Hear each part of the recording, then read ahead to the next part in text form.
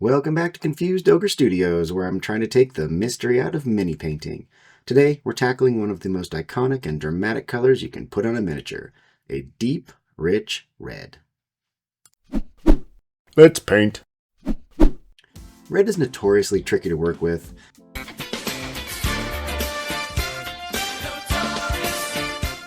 I'm going to show you one of the simple processes I use, and hopefully you can find success with it too. Make sure your miniature's primed. I like using Citadel's black primer. And then we're going to be applying a base coat. That's step one. I'm going with Mephiston Red today. It's a nice, vibrant red that covers surprisingly well. Full coverage? Thin it down a little bit with some water or medium so it flows smoothly. And apply 2 thin coats.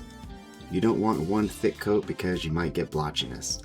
But don't worry about it being perfectly smooth on that first pass. Your second coat should even everything out and give a nice rich foundation for us to work with. Step number 2, we are going to be creating our own custom wash. Here's where the magic happens. The wash is going to bring out shadows and give us some depth. I like to do a simple 1-to-1-to-1 recipe of Bale Red, a Lamian medium, and some black wash. That Lamian medium is key here. It helps keep the wash from getting too harsh or from leaving streaks and stains. I'm using this Bale Red contrast, so it's already pretty thin. If you're going to be using a regular paint, you'll probably have to thin it down quite a bit. You're looking for a final consistency that flows easily but doesn't completely flood the surface.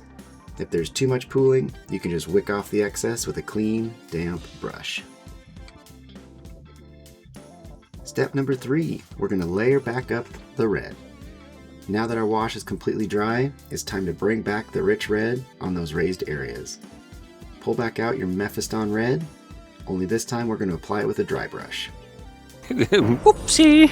Layer it onto the raised folds and large flat areas, leaving those shadows visible.